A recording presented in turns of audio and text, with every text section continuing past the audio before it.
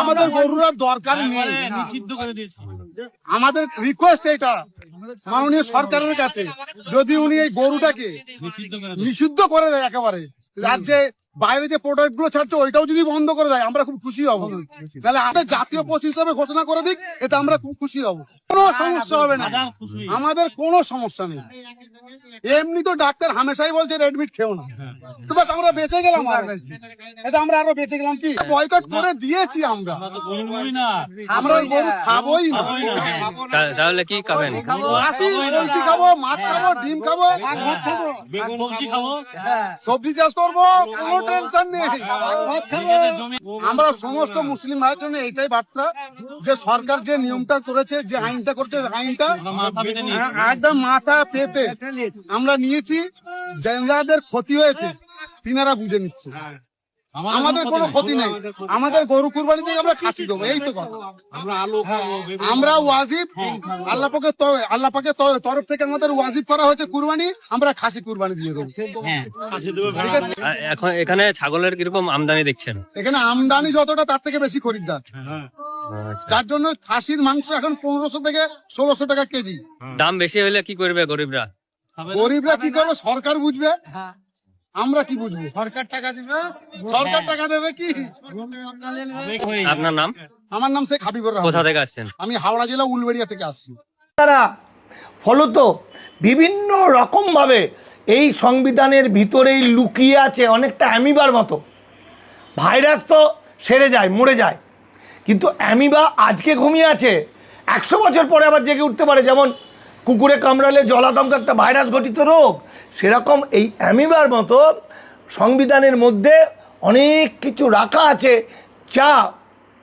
যেটা থেকে আজকে ইমপ্লিমেন্ট হচ্ছে, যেটা ওরা চেয়েছিল। আরএসএস বিজেপি তখন ছিল না, হিন্দুত্ববাদীরা সংবিধান প্রকাশের আগেই চেয়েছিল, যে কারণে সংবিধানের ভিতরেই আছে ইউসিসি, সংবিধানের ভিতরেই আছে গোহত্যা নিষিদ্ধ, সংবিধানের ভিতরেই আছে 341 নম্বর অনুচ্ছেদ, 1950 সালের 10ই আগস্ট, তার আগে যারা এই ভারতের শিডিউল কাস্ট তারাই একমাত্র শিডিউল কাস্ট।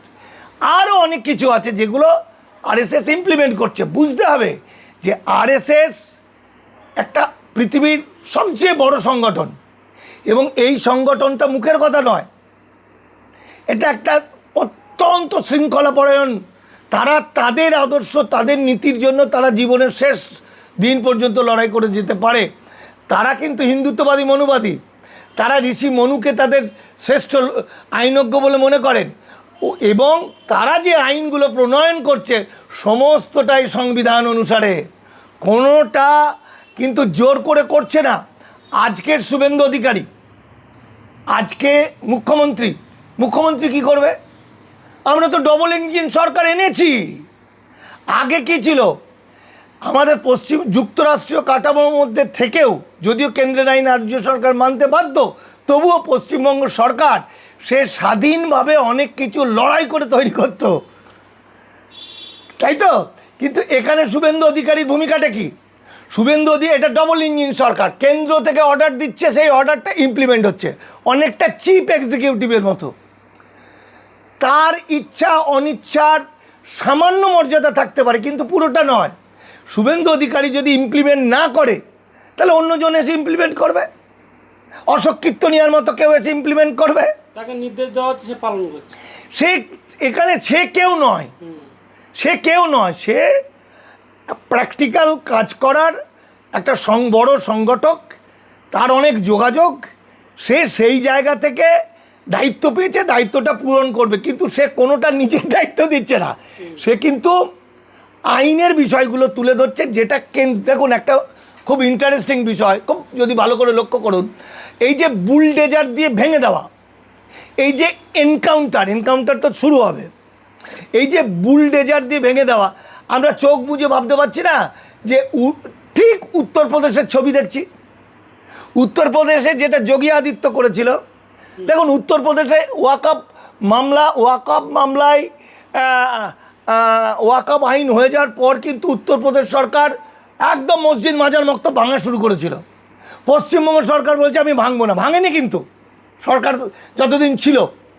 এবার এ তো ভাঙতে বাধ্য, কারণ এটা তো ওয়াকআপের ৭৩টা মামলা ছিল, ৭৩টা মামলায় মুসলমানরা হেরে গেছে, নওশাদ সিদ্দিকীরা মিথ্যা করে বলেছে জিতে গেছি। তো শুভেন্দু অধিকারী ইমপ্লিমেন্ট করতে বাধ্য, কারণ এটা আরএসএসের নীতিগত সিদ্ধান্ত। মনে রাখতে হবে, আরএসএস কখনোই হাড়ি বাগদি কেওট চাঁড়াল কামার কুমোর তিলি চাষাকে হিন্দু বলে না। এরা দেখবেন উত্তরপ্রদেশ মধ্যপ্রদেশে মাঝে মধ্যে মিছিল বেরোয়, SC ST OBC মুর্দাবাদ মুর্দাবাদ। অর্থাৎ সাভারকার তার হিন্দুত্ব নামক বইতে বলছেন সপ্ত পাঞ্জাবের সপ্ত সিন্ধু থেকে সমুদ্রপৃষ্ঠ পর্যন্ত যত ধর্ম তৈরি হবে সব হিন্দু। আর হিন্দু হচ্ছে ব্রাহ্মণ ক্ষত্রিয় বৈশ্য আর্যরা, সবাই খারাপ, আমি তা বলছি না, এটা খারাপ ভালোর প্রশ্ন নয়। আমাদের এই জ্ঞানটাও অনেক বর্ণ হিন্দু মানুষদের গবেষণা থেকে, তাই তো। ফলে আমরা মনে করছি যে গোমাংস নিষিদ্ধ করে দিয়েছে।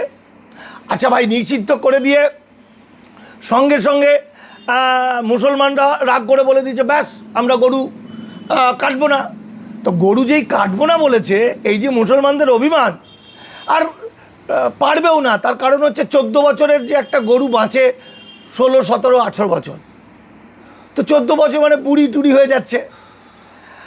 এবার গল্পটা হচ্ছে যে এটাতে এফেক্ট হচ্ছে গরুর তো মাংসটা শুধু নয়, তার শিং দিয়ে নানা রকম হচ্ছে, তার চামড়া দিয়ে প্রচুর কিছু হচ্ছে।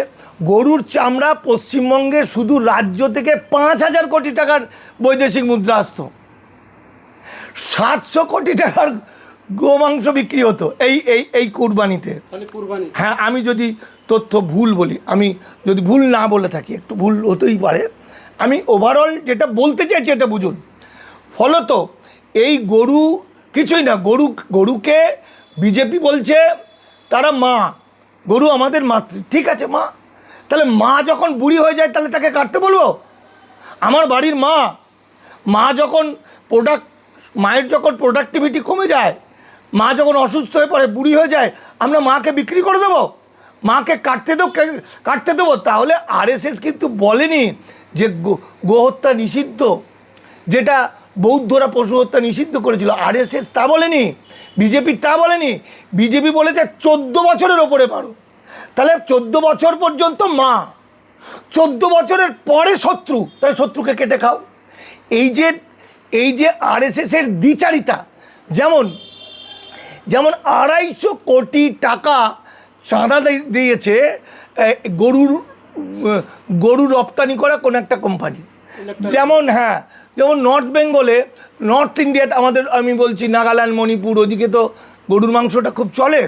সেখানে মিজোরামে, সেখানে বিজেপির নেতা বলেছিল ভোটে জিতলে পরে গরুর মাংস দাম কমিয়ে দেবে। তাহলে পুরোটা নাটক, এই পুরোটা এটা দেখুন, আমরাও হিন্দু, আরএসএস বিজেপি হিন্দুর কথা বলছে, কিন্তু ওরা হিন্দু, সেই প্রকৃত হিন্দু নয়, এরা বিবেকানন্দর হিন্দু নয়, রামকৃষ্ণ হিন্দু নয়, এরা হিন্দু শব্দটাকে ব্যবহার করেছে, এরা কাজে লাগিয়েছে। আর প্রকৃতপক্ষে গোমাংস ঋগ্বেদে কি বলছে? ঋগ্বেদে বলছে